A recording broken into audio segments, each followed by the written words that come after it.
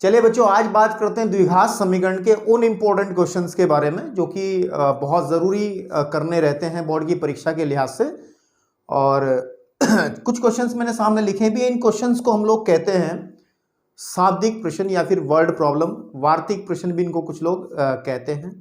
मतलब द्विघात समीकरण को हल करने की वो सभी विधियां आप सीख चुके हैं इस चैप्टर के अंदर, जो कि हमने पिछली 6 वीडियोज के अंदर डिस्कस की हैं। तो अब कुछ क्वेश्चंस ऐसे होंगे जो लैंग्वेज में लिखे होंगे, जैसे आपके सामने लिखे भी हैं, और उनसे पहले हम लोग एक द्विघात समीकरण को बनाएंगे, उसके बाद उसको हल करके आंसर निकालेंगे। ठीक है, तो इस तरीके के सवालों की भी कुछ कैटेगरीज बनती हैं। जैसे कि कुछ सवाल आपके संख्याओं वाले सवाल आएंगे, संख्याओं से संबंधित इतने सवाल बन सकते हैं, वो आपके सामने मैंने आज लिखे हैं और इंपॉर्टेंट है सारे क्वेश्चंस, इसी कैटेगरी का सवाल आता है। उसके बाद हम लोग एक दो क्वेश्चन भिन्न वाला करेंगे, फिर आयु संबंधित कुछ प्रश्न करेंगे और फिर चैप्टर को खत्म करेंगे। ठीक है, तो आज सबसे पहले हम लोग बात करते हैं द्विघात समीकरण के फाइनल टच वीडियो नंबर 7 के अंदर द्विघात समीकरण पर आधारित शाब्दिक प्रश्नों की, है ना। और शाब्दिक प्रश्न के अंदर भी आज हम लोग संख्याओं संबंधित प्रश्न करेंगे। कौन से? संख्याओं से जो संबंधित हैं। ठीक है, संबंधित यानी कि संख्याओं वाले भी कह सकते हैं, संख्याओं वाले सवाल आपके पास में। जैसे आपके सामने 6 क्वेश्चंस मैं पहले से ही लिख के ले आऊं ताकि समय ज्यादा खर्च ना हो। फर्स्ट यहाँ है, हल यहाँ करेंगे, एक एक सवाल को हल करते जाएंगे और आपको ये चीजें अच्छे से समझाते चलेंगे। आप लोगों से रिक्वेस्ट है कि या तो पहले ही एक स्क्रीनशॉट मार लें इसका, ताकि क्वेश्चन आपके पास में आ जाए, या फिर साथ के साथ जैसे ही मैं क्वेश्चन सॉल्व करूंगा उस हिसाब से आप, जैसा आपको सहूलियत लगे उस हिसाब से आप इसको नोट कर सकते हैं। ठीक है, तो चलिए, जैसे कि पहला क्वेश्चन आपकी स्क्रीन पे लिखा है, क्वेश्चन नंबर 1, और कह क्या रहा है कि 2 अंकों की एक संख्या के अंकों का गुणनफल 12 है। ठीक है, और तथा उसके अंकों को बदलने पर प्राप्त संख्या मूल संख्या से 36 अधिक है, तो संख्या ज्ञात कीजिए। जो बच्चे पढ़ने वाले हैं उनको एक चीज क्लियर हो रही होगी कि इस तरीके के सवाल बेटा हमने आपको 2 चर वाले रैखिक समीकरण यानी कि युगपत समीकरण चैप्टर नंबर 3 इससे पहले वाले में भी कराए हैं। वहां पे हम लोग 2 चर वाली रैखिक समीकरण बनाते थे और उन दोनों को हल करते थे, कोई भी विधि लगा करके जो आपको विधियां सिखाई थी। ठीक है ना, लेकिन इसके अंदर द्विघात बनेगी। ठीक है, अब एक बच्चे ने मेरे से पूछा कि सर हम कैसे पहचानेंगे कि ये सर 2 चर वाला समीकरण है या 1 चर, या फिर ये द्विघात बनेगी। इसके अंदर नोट करने वाली बात, अगर आपको अंकों का आप नोट करें, उन सभी सवालों के अंदर अंकों का योगफल या अंतर दिया था। ध्यान से सुनना मेरी बात, जो आपको क्वेश्चंस 2 चर वाले रैखिक समीकरण में आपने करे थे, वहां पर ये लाइन जब लिखते थे कि 2 अंकों की एक संख्या में अंकों का गुणनफल नहीं होता था, वहां अंकों का या तो योगफल होता था या अंतर होता था। उसी कारण से वो 1 चर वाला यानी कि 2 चर वाले रैखिक समीकरण बनता था। ठीक है, ज्यादा डिटेल से नहीं जाएंगे, लेकिन इसके अंदर आपको गुणनफल दिया है।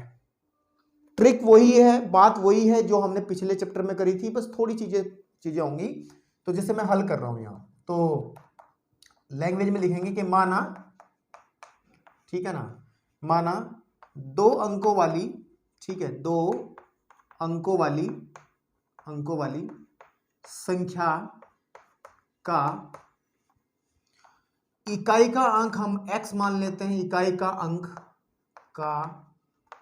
अंक जो है वो x, तथा बेटे में दहाई का अंक जो है, दहाई का अंक हम लोग y मान लेते हैं, है। ठीक है, नहीं तब अगर हम बात करें, तब संख्या जो होगी, हमारी मूल संख्या जो होगी वो होगी, हमने इस बारे में बहुत जोर दे के बताया था कि x प्लस के 10y, ये चीज मैंने बहुत जोर दे के समझाई थी जब इससे पिछले वाली वीडियोस को, मतलब इससे पिछले वाले चैप्टर को हम फाइनल टच दे रहे थे। और अगर आपने ये चैप्टर किया होगा एनसीईआरटी से या फिर डिटेल्ड चैप्टर पढ़ा होगा, तब भी आपने चीज समझ ली होगी कि 2 अंकों वाली संख्या को हमेशा x प्लस के 10y कहते हैं, जहां पर x एक इकाई का अंक है, y जो है दहाई का अंक है। ठीक है, अब अकॉर्डिंग टू क्वेश्चन आते हैं, यानी कि प्रश्नानुसार, अकॉर्डिंग टू क्वेश्चन के 2 अंकों की एक संख्या बना ली है, संख्या के अंकों का गुणनफल 12 है। अंकों के गुणनफल मतलब x गुणे y आपका 12 है। इसको एक समीकरण बना के छोड़ दो। या ऐसा कर लो, यहां से किसी एक चर का मान निकाल लो कि y इज इक्वल टू, इसको थोड़ा सा आगे की तरफ लेके जाएंगे, और क्योंकि जगह भी मेरे पास कम है इस वजह से थोड़ा सा मैं गलती कर दी कि मेरे को अभी 3 ही क्वेश्चन लिखने चाहिए थे, मैं सारे एक साथ लिख लिए, तो कोई दिक्कत नहीं है। तो यहां से अगर मैं y का मान निकाल लूंगा तो x बटे में चला जाएगा, तो 12 बटे x आ जाएगा। इसको आप 1 बना के छोड़ दें। अकॉर्डिंग टू फर्स्ट, जो आपकी पहली शर्त है उसकी जो फर्स्ट कंडीशन है, अकॉर्डिंग टू फर्स्ट कंडीशन हमने ये चीज लिख ली है, ठीक है। देन आगे बढ़ते हैं, अंकों को बदलने पर प्राप्त संख्या। तो चलिए अब देखिए अकॉर्डिंग टू क्वेश्चन एक बार और बात करेंगे। क्या, देखो हमारी मूल संख्या तो ये है ना, x प्लस के 10y है ना, और अगर अंकों को बदल दें तो हमारे पास मिलेगा क्या, हमारे पास मिलेगा कि y की जगह x और x की जगह y चला जाएगा। और भाई साहब कह रहे हैं, शर्त को ध्यान से पढ़िएगा, जिन बच्चों ने पहले बहुत अच्छे से चीजें पढ़ी होंगी उनको बहुत अच्छे से समझ में आ रहा होगा, जिन्होंने नहीं पढ़ी होगी उनको थोड़ी मेहनत की जरूरत यहां पर है इन चीजों में। दो चर वाले रैखिक समीकरण के अंदर भी यही काम किया था, कोई अलग काम नहीं किया था। तो अगर आप लोगों ने वो चीजें करी होंगी तो आई थिंक आप अच्छी स्थिति में होंगे इन क्वेश्चंस को समझने की। तो x प्लस के 10y बराबर y प्लस के 10x, लेकिन ये तो अभी मैंने समीकरण बनाते समय आपको कहा गया था कि बराबर का चिन्ह लगाते हैं। और बेटा क्या हुई है, देखो प्राप्त संख्या अंकों को बदलने पर सॉरी, अंकों को बदलने पर प्राप्त संख्या मूल संख्या की से 36 अधिक है। जब मैंने अंकों को बदल दिया तो ये संख्या प्राप्त हुई ना मुझे, ये वाली, और मूल संख्या ये है, तो 36 अधिक कौन सी हुई, ये वाली 36 अधिक है।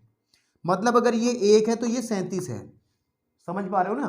तो मतलब अगर हम लोगों को दोनों चीजों को बराबर का चिन्ह लगाया, बराबर करना है, तो 36 किसमें जोड़ना पड़ेगा, 36 इसमें जोड़ दो, या फिर 36 इसमें से घटा दो, तभी तो समीकरण बनेगी। तो ओके, तो मैं क्या कर रहा हूं, मैं 36 इसमें जोड़ दे रहा हूं, इधर वाली संख्या मूल संख्या में 36 जोड़ दे रहा हूं। समझ में आ रहा है, थोड़ा सा और बड़ा करके लिख देता हूं, उसको समझा करके, आपको कोई दिक्कत नहीं है।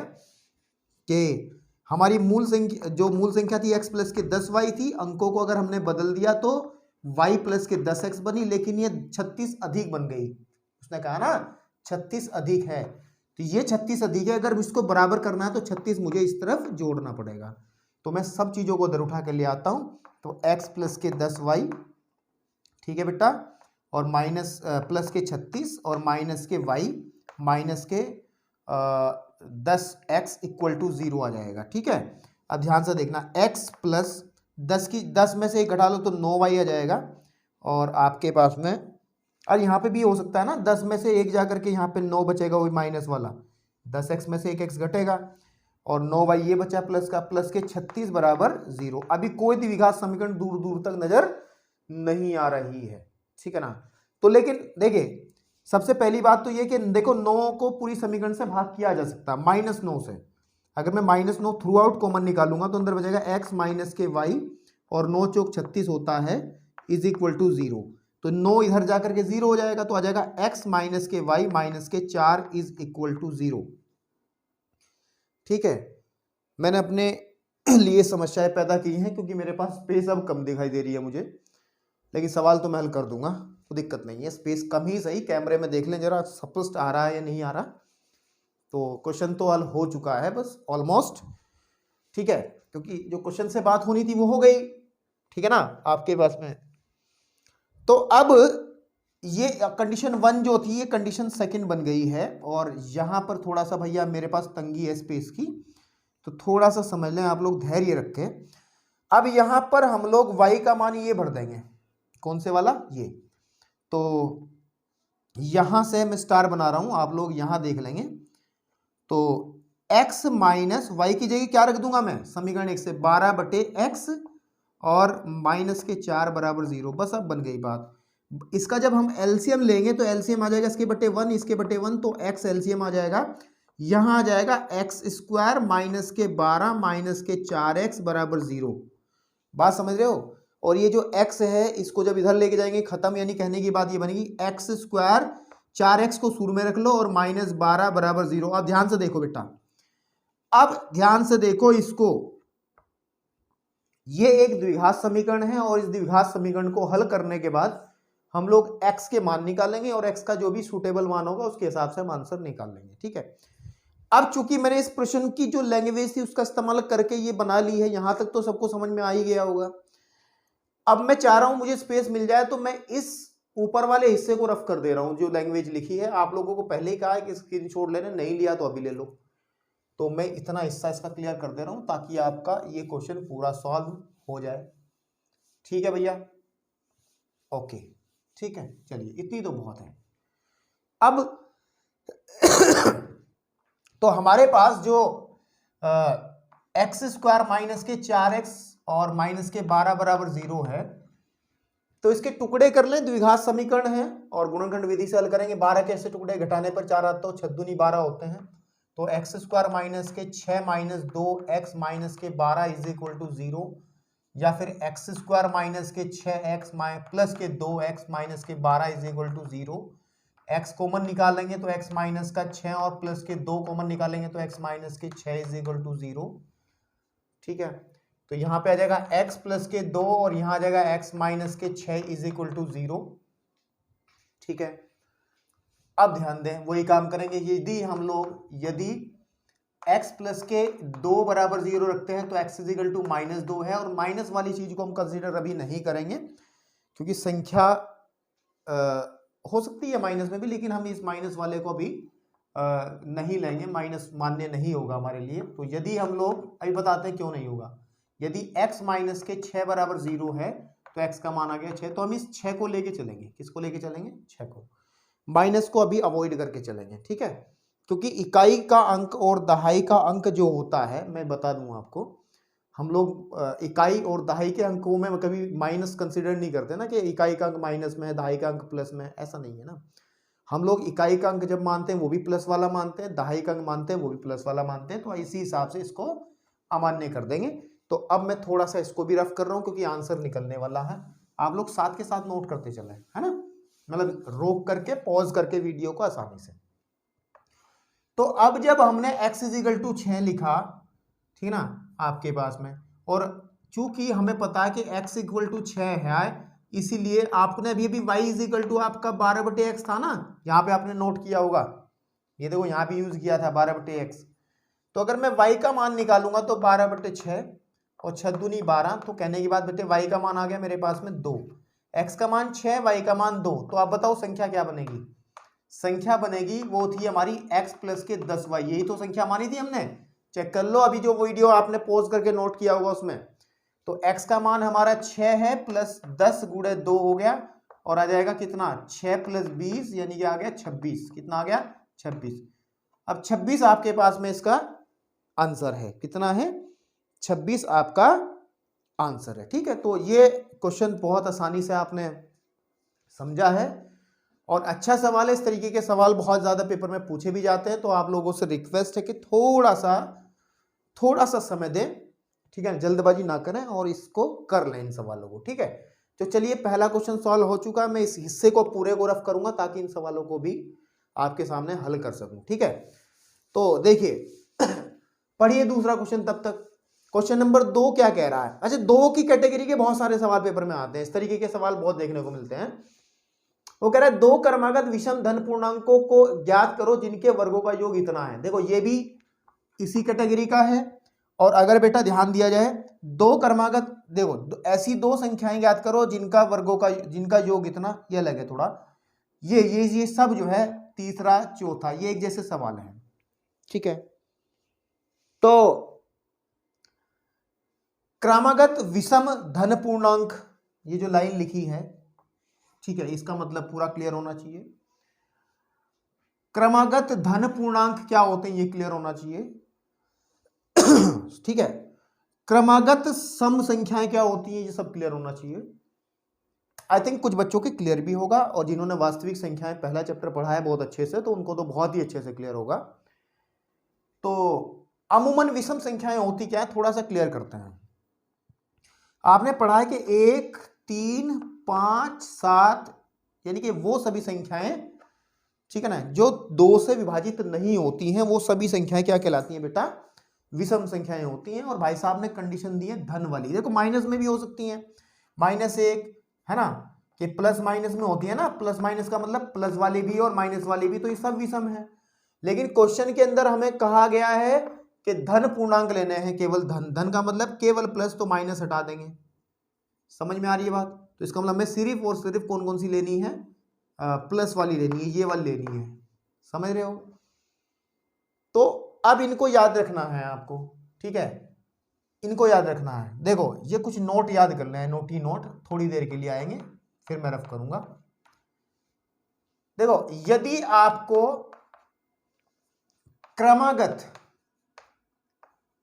ठीक है ना, क्रमागत सम संख्याएं लेनी हो, सम धन पूर्णांक कह लो या फिर धन पूर्णांक लेने हो, धन पूर्णांक, यदि सम धन पूर्णांक या ये कहें क्रमागत सम धन पूर्णांक आपके होंगे 2x, 2x plus 2, 2x plus 4, 2x plus 6, ऐसे, यानी कि वो सभी संख्याएं जो 2 से कट जाती है, ये सम का लिया है मैंने पहले, यानी कि इसका मतलब हमने इस वाले क्वेश्चन की पहले बात कर ली, पहला नोट। दूसरा, और अगर क्रमागत आपको विषम पूर्णांक लेने पड़े, विषम धन पूर्णांक लेने पड़े, ठीक है, धन पूर्णांक, अब यानी कि इस वाले क्वेश्चन की बात कर रहे हैं, तो क्या लिए जाएंगे? तब लेंगे 2x प्लस 1 या 2x माइनस 1, ठीक है, और 2x minus 3, 2x minus 5 and so on. Plus में भी ले सकते हो, नो नीड, कोई दिक्कत नहीं है, तो प्लस में ले लो, चलो लो प्लस में ले लो, आंसर फिर भी आएगा। और तीसरा नोट, यदि केवल संख्याएं यानी कि प्राकृतिक संख्याएं की बात करें, तो क्रमागत संख्याएं, क्रमागत संख्याएं, और क्रमागत कौन सी संख्याएं? प्राकृतिक संख्याएं। वो कौन सी होंगी? जैसे पहला x ले लिया, दूसरा x प्लस 1 लेंगे, तीसरा x प्लस 2 ले लेंगे, x प्लस 3 ले लेंगे, ऐसे करते हुए आपके पास में, ठीक है।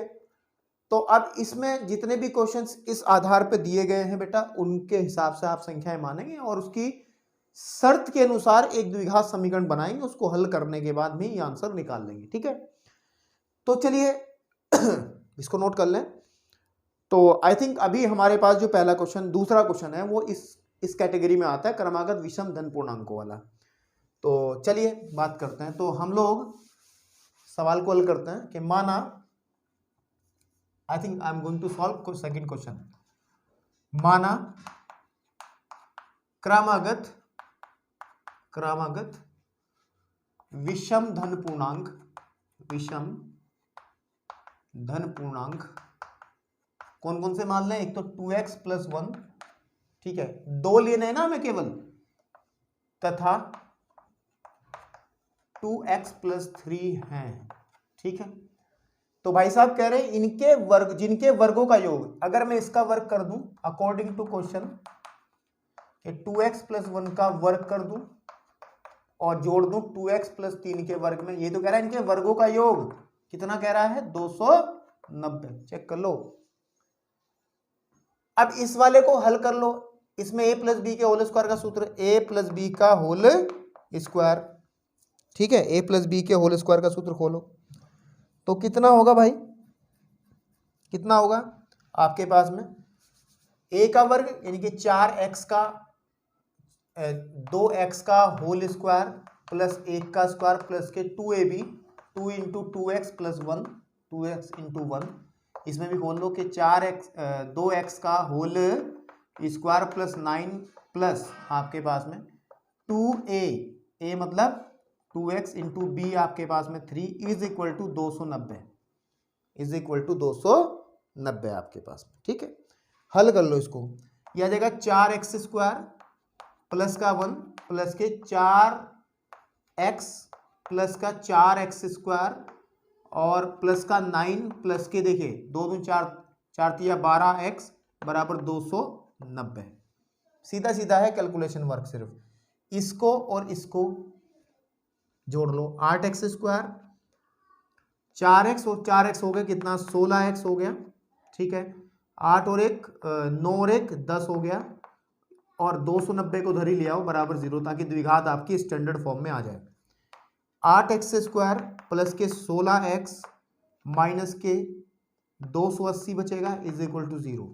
ठीक है, अब 8 से पूरी समीकरण भाग हो जाएगी, 8 कॉमन निकाल लो, यहाँ बचेगा x² 2x माइनस और 8 या 24, 8 पंजे 40, 35 बराबर 0। ठीक है, 8 को खत्म कर लेंगे तो x² प्लस के 2x माइनस के 35 बराबर 0। अब ये एक द्विघात समीकरण है, 35 के ऐसे टुकड़े ने घटाने पर 2 आता हो तो 7 पंजे 35 होता है ना, 7 पंजे 35 होता है, और 7 में से अगर 5 घटा देंगे तो 2 भी बचेगा। तो कर लीजिए कि x² प्लस के 7x माइनस 5x माइनस के 35 बराबर 0। तो x कॉमन निकालेंगे तो x प्लस के 7 और माइनस के 5, x प्लस के 7 बराबर 0। तो x इज -5 आ जाएगा और x प्लस के 7 आ जाएगा इज इक्वल टू 0। ठीक है भाई, तो क्या बना अब क्या बना, क्या स्थिति बनी, क्या स्थिति बनी कि यदि हम लोग x minus 5 is equal to 0 तो x का मान रहेगा 5। ठीक है, अच्छा मान है। और यदि बेटा हम लोग बात करेंगे x प्लस का 7 इज इक्वल टू 0 तो x इज इक्वल टू हो जाएगा -7। क्योंकि धन पूर्णांकों की बात कर रहे हैं तो माइनस वालों को हम लोग कंसीडर नहीं करेंगे, तो x का मान आया 5। लेकिन हमारे पास x का ही मान आया, हमें निकालनी कौन सी है, संख्याएं। हमें निकालना है दो क्रमागत धन पूर्णांक ज्ञात करने हैं, संख्याएं निकालनी है, पूर्णांक निकालने हैं। तो चलिए अब पूर्णांक कैसे निकलेंगे, पूर्णांक यहां से मैं स्टार बना दे रहा हूं आपका, और वो क्वेश्चन क्योंकि इस्तेमाल में आ चुका है तो मैं इसको हटा दे रहा हूँ यहाँ से, है ना, ऐसे स्पेस बनती चली जाएगी, हमारा काम हो जाएगा। ठीक है बेटा, चलिए ओके। तो देखिए, अब देखिए पूर्णांक संख्याएं तो ये मानी थी ना हमने, ये वाली थी और ये वाली थी, है ना। अतः पूर्णांक, अतः विषम धन पूर्णांक। ठीक है, कौन कौन से बनेंगे, एक तो बनेगा 2x प्लस 1 यानी कि 2 इंटू 5 है ना, 5 plus 1 that is 10 plus 1 is equal to 11 आ गया।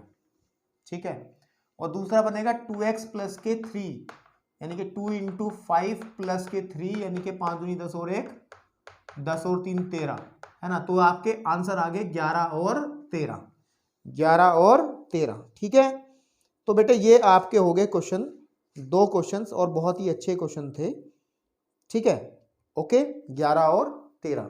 तो फटाफट स्क्रीन शॉट ले लीजिए इसका, है ना, और जो भी चेक करना है करिए करिए। चलिए अब बढ़ते हैं क्वेश्चन नंबर 3 की तरफ, क्योंकि 2 हम कर चुके हैं, इसी तरीके से बारी बारी से सब सवाल हल हो जाएंगे। कुछ एक क्वेश्चंस को मैं बीच में भी छोड़ूंगा भाई, बीच में मतलब ऐसी स्थिति में लाके छोड़ूंगा ताकि आप उसको हल कर पाओगे, ताकि समय बचे और आपका भी अभ्यास अच्छे से हो पाए। तो आई थिंक ये वाला काम हो गया, तो ये वाली स्पेस भी हमारे इस्तेमाल में अब आ जाएगी, अब जगह बनती जा रही है ना। ठीक है, ओके।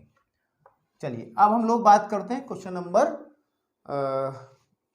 3 की। ठीक है, तो तीसरे में क्या कहा है कि 2 क्रमागत संख्याएं, देयर इज नो, यहां पर ऐसी कोई जिक्र नहीं हुआ है कि सम संख्याएं लेनी है या फिर विषम संख्याएं लेनी है, तो 2 संख्याएं लेनी है। ठीक है ना, तो माना संख्याएं, माना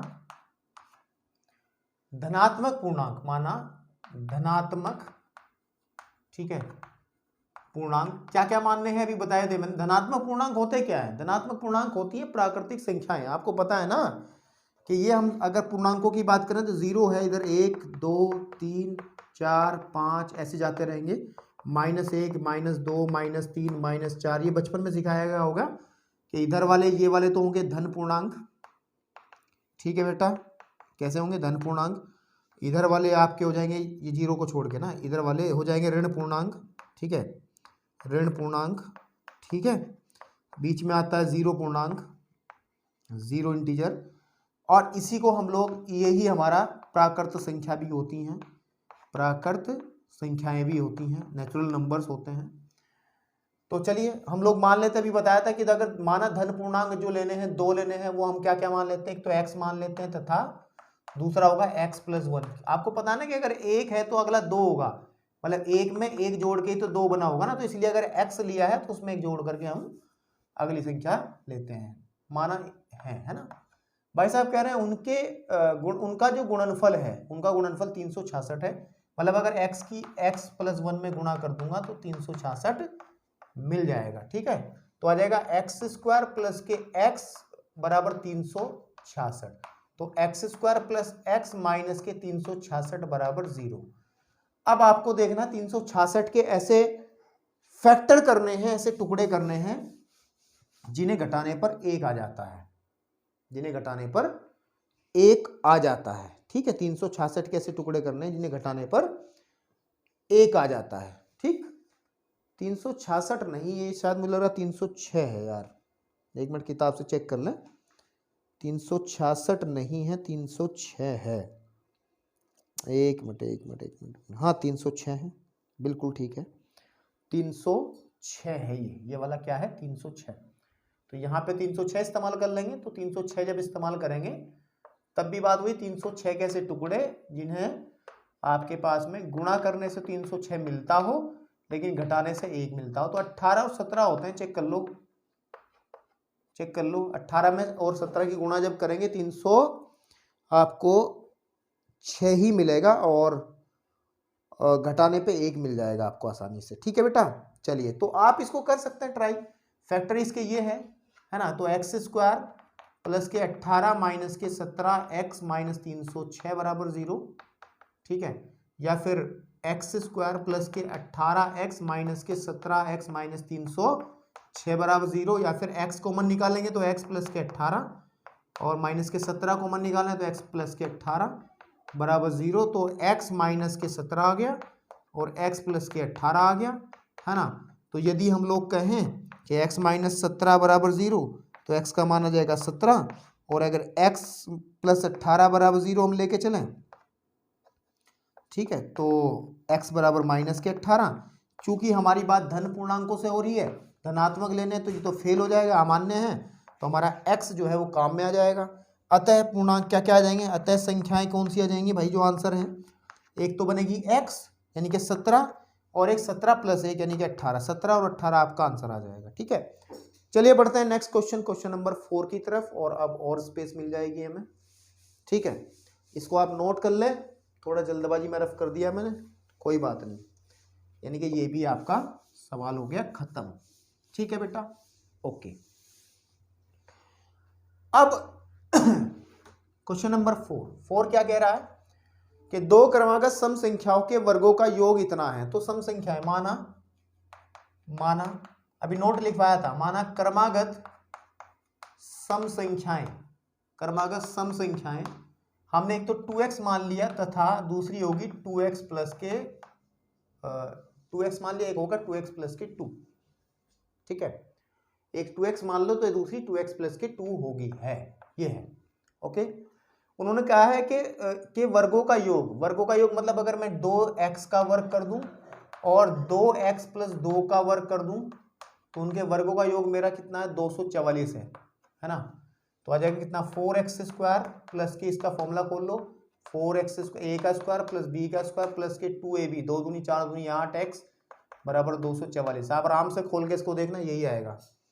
4 और 4 हो गए 8x² + के 8x और प्लस के 4 माइनस के 244 बराबर 0। मैं इसको उधर ले आया तो आ जाएगा 8x² + के 8x और माइनस 240, ठीक है, = 0। 8 कॉमन निकाल लो, x² + का x माइनस 8 × 24, 30 आ गया = 0। 8 खत्म हो गया तो x² + के x माइनस के 30 बराबर 0। 30 के ऐसे दो टुकड़े जिन्हें गुणा करने पे तो 30 मिलता हो लेकिन घटाने पर 1 मिलता हो। तो 5 6 पंजे 30, 6 पंजे 30, चेक कर लो, 6 पंजे 30, और यहाँ लिख दे रहा हूं मैं ट्राई, ये आपके लिए है। ठीक है, चलिए अब क्वेश्चन नंबर 4 भी समेट दिया हमने, चलते हैं क्वेश्चन नंबर 5 की तरफ। इसकी तरफ, 5 की तरफ। और 5 क्या कह रहा है, 5 क्या कह रहा है, क्वेश्चन नंबर 5 कह रहा है ऐसी दो संख्याएं ज्ञात करो। ये थोड़ा अलग हो गया, इसमें संख्याएं माननी है ना, ठीक है, कोई नहीं। क्वेश्चन नंबर हमारे पास में कितना है, 5वां। ऐसी दो संख्याएं ज्ञात करो जिनका योग 27 है। तो माना संख्या है, माना पहली संख्या हम x मान लें। अगर पहली संख्या x है जिनका योगफल 27 है, तो दूसरी संख्या क्या होगी? दूसरी संख्या क्या होगी? वो आपकी 27 माइनस एक्स होगी या नहीं होगी? सपोज कर लो, अगर मान के चलो पहली संख्या 10 है और उन संख्याओं का योगफल 27 है, तो दूसरी क्या होगी? 17 ही तो होगी, लेकिन 17 प्राप्त कैसे हुई होगी? 27 में से ये वाली संख्या घटा करके तो प्राप्त हुई होगी। तो अगर पहली संख्या x है तो ये अंडरस्टूड सी बात है कि दूसरी संख्या 27 माइनस एक्स होगी। अगर आप इनको जोड़ के भी देखोगे x प्लस के 27 माइनस एक्स, तो x कटा तो ये 27 ही आएगा। अकॉर्डिंग टू क्वेश्चन हमने ये संख्याएं मान ली हैं कि पहली संख्या आपकी x है तो दूसरी संख्या 27 माइनस एक्स होगी। अगर इसमें किसी को समस्या है तो बहुत समझने की जरूरत है फिर उसको, ठीक है। अब हम लोग बात करते हैं अगली शर्त में, तथा गुणनफल 27 है और अगर मैं इनका गुणा कर दूं अकॉर्डिंग टू क्वेश्चन, वो कह रहा है कि x की गुणा अगर मैं 27 माइनस एक्स में गुणा करता हूं तो मेरे को फिर से 27 मिलता है, ठीक है। आपके पास में 27 मिलता है। देखिए जरा 27 ही है क्या? मुझे थोड़ा सा डाउट इसमें लग रहा है। एक मिनट 244 ऐसी दो संख्याएं बतानी है हमें, ठीक है। ऐसी दो संख्याएं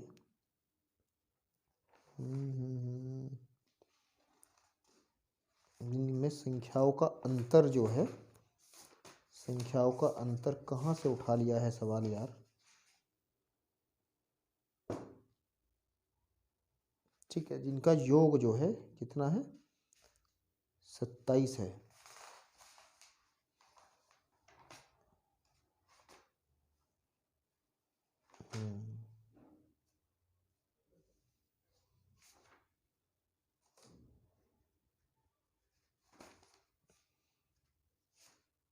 डाउट सा हो रहा है ना क्वेश्चंस पे।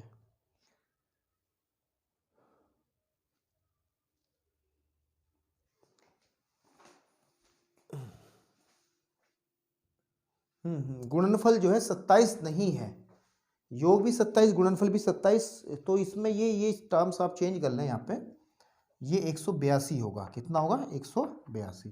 तो इनका गुणनफल जो है वो 182 आप लेकर के चलेंगे, ठीक है। तो आ जाएगा 27x माइनस के एक्स स्क्वायर बराबर 182, या माइनस एक्स स्क्वायर प्लस के 27x माइनस 82 बराबर 0, या एक्स स्क्वायर माइनस के 27x। क्या किया है इसमें, समझ में आ रहा है कुछ? हमने माइनस कॉमन निकाल लिया है और इस समीकरण को मानक रूप में ले आए हैं। अब 182 कैसे टुकड़े करने हैं मेरे को, जिनको गुणा करने पे तो 182 मिलेगा, लेकिन जोड़ने पे आपको 27 आना चाहिए। तो आई थिंक वो बनेगा 14 और 13। 14 और 13 गुणा कर लो। देखो 14 की गुणा 13 में कर लो, 13 चौक 52 का 2 हासिल लगे आपके 5, 13 एकम 13 और 5 18, ठीक है, यही आएगा। ओके, तो कहने की बात ये है, हम लोग जब इसको सॉल्व करेंगे तो एक्स स्क्वायर माइनस के 27 को लिख लेंगे आप लोग कितना? 14 प्लस 13 एक्स प्लस के 182 बराबर 0। यहाँ पे लिख दे रहा हूँ मैं ट्राई, ये आप अपने आप कर सकते हैं। जब इसको आगे सॉल्व कर लेंगे आंसर निकल ही आएगा आपके पास में, ठीक है ना। संख्याएं निकल आएंगी और संख्याओं का आंसर बता दे रहा हूँ आपको, संख्याएं आएंगी 13 और 14 ही आएंगी संख्याएं भी, ठीक है। लेकिन आपको हल करके देखना है कैसे आएंगी, ठीक है। चलिए बढ़ते हैं नेक्स्ट क्वेश्चन, यानी कि लास्ट क्वेश्चन की तरफ। इसको स्क्रीनशॉट लेना चाहो ले लो। तो हमारा जो क्वेश्चन है क्वेश्चन नंबर 6, कौन सा बेटा? क्वेश्चन नंबर 6 में क्या कहा गया है? दो संख्याओं का अंतर। तो माना पहली संख्या या फिर पहली क्या बड़ी संख्या ले लो आप, माना बड़ी संख्या आपकी x है। भाई देखो दो संख्याओं का अंतर माने x और y का अंतर आपका कितना है? सपोज कर लो उसने कहा 2 है अंतर, है ना। तो अगर हमने पहली x मानी, दूसरी कितनी होगी? दूसरी बताओ कितनी होगी आपके पास में? दूसरी होगी, अगर मैं इस y को इस x को उधर लेके जाऊं, ठीक है ना, तो minus y is equal to 2 minus x, या फिर y equal to x minus का 2, तो आ जाएगी दूसरी संख्या। तथा दूसरी संख्या जो होगी है ना, दूसरी संख्या वो जाएगी कितना, x माइनस 2, ठीक है, x माइनस 2। तो पहली संख्या हमने x मान ली, तो दूसरी x माइनस 2 कैसे मानी, क्यों मानी, इसको बहुत सोचने की जरूरत है। अगर इसको ऐसे ही रट्टा मारने का प्रयास करोगे तो कोई भी सवाल हल नहीं कर पाओगे। तो दो संख्याओं का अंतर दिया है, देखो योगफल दिया था तो हमने क्वेश्चन करवा दिया आपको योगफल वाला, कि एक संख्या मान लो और दूसरी संख्या कितनी माननी, कैसे माननी, वो हमने पिछले क्वेश्चन में आपको बता दिया है। और अगर अंतर दिया हो, अंतर का मतलब पहली संख्या अगर x है, दूसरी संख्या ये है, तो अंतर को हमें घटा देना, दूसरी संख्या आपकी आ जाएगी। तो उनके वर्गों का योग 34 है, उनके वर्गों का योग मतलब अगर मैं x का वर्ग कर दूं और दूसरी संख्या x माइनस 2 का वर्ग कर दूं तो वो आएगा 34।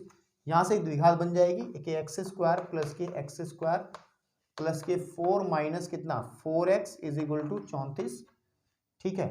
तो 2x स्क्वायर माइनस के 4x और प्लस के 4 माइनस के 34 बराबर 0, या 2x स्क्वायर माइनस के 4x और माइनस के 30 बराबर 0, 2 कॉमन निकाल लो, अंदर बचेगा एक्स स्क्वायर माइनस के 2x माइनस के 15 बराबर 0, 15 और यह आ जाएगा एक्स स्क्वायर माइनस के 2x माइनस के 15 बराबर 0। 15 के टुकड़े घटाने पर 2 आता हो तो सीधी सीधी बात है, 5 या 15, 5 माइनस 3x और माइनस 15 बराबर 0। तो एक्स स्क्वायर माइनस के 5x प्लस के 3x माइनस के 15 बराबर 0। x कॉमन निकालेंगे तो x माइनस 5 आएगा, यहाँ से 3 कॉमन निकालो तो x माइनस के 5 आएगा इज इक्वल टू 0। हल करने के लिए जगह बहुत है, अब एक आ जाएगा x प्लस के 3, एक आ जाएगा x माइनस के 5 बराबर 0। तो लिख लेंगे यदि x प्लस के 3 को 0 के बराबर लें तो x का मान माइनस के 3 आ जाएगा, ठीक है। और यदि x माइनस 5 को 0 के बराबर लें तो x की वैल्यू 5 आ जाएगी। तो आई थिंक ये सही है, इसको अमान्य घोषित कर दो। तो लिखो, अब संख्या निकालनी है, अतः संख्याएं, अतः बड़ी संख्या कितनी हो जाएगी बताओ, बड़ी संख्या होगी 5, देख लो। और छोटी संख्या क्या आ जाएगी हमारे पास में, यानी कि दूसरी संख्या है छोटी संख्या 5 माइनस 2 यानी कि 3, है ना। तो 5,3 जो है वो आंसर है। अगर आप चेक भी करना चाहें कि इनके वर्गों का जो योग है वो कितना है, 34 है। देख लो, 5 का वर्ग 25, 3 का वर्ग 9, 25 और 9 34 ही होता है। तो वो शर्त को भी पूरा कर रहा है जो क्वेश्चन के अंदर दी है। तो इस वीडियो के अंदर हमने बात की है उन सभी सवालों की जो संख्याओं पर आधारित हैं, और इससे नेक्स्ट वीडियो के अंदर कुछ अलग कैटेगरी के बारे में डिस्कस करेंगे जो कि बोर्ड में बहुत इंपॉर्टेंट है।